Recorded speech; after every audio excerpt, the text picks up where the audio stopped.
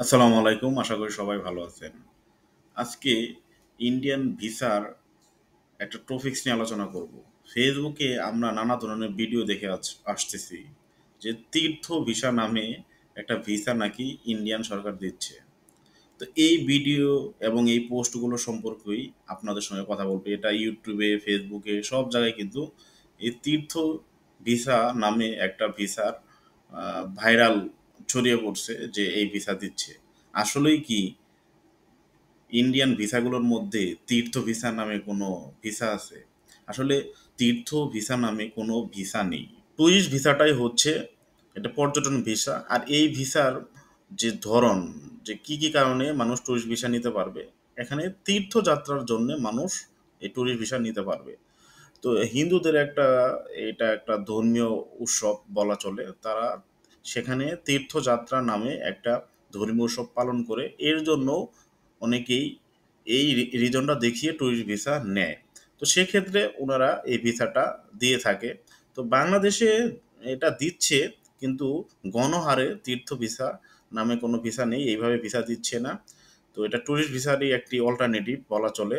তো তীর্থযাত্রার জন্য যারা পারফেক্ট যোগ্য, যারা সেখানে যেতে পারবে, তাদের ধর্মীয় যে গুরু, তাদেরকেই কিন্তু এই ভিসাটা দেয়া হচ্ছে।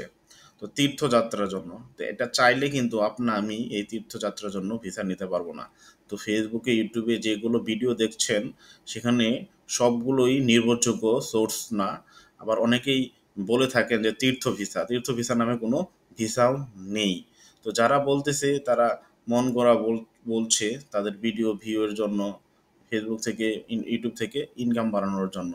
তো আমি যতটুকু রিসার্চ করে এবং গবেষণা করে দেখছি যে এই ভিসাটা আসলে কোনো ভিসার প্রকারভেদের মধ্যে পড়ে না। তো এটা ট্যুরিস্ট ভিসার মধ্যেই পড়ে। এটা একটা রিজন যে তীর্থযাত্রার জন্য যদি কেউ যায়, তো তীর্থযাত্রার জন্য ধর্মীয় যে গুরু রয়েছে আমাদের বাংলাদেশে হিন্দুদের, তো তারা এই ভিসাটা দিচ্ছে সরকারিভাবে, তারা সেখানে যেতে পারছে।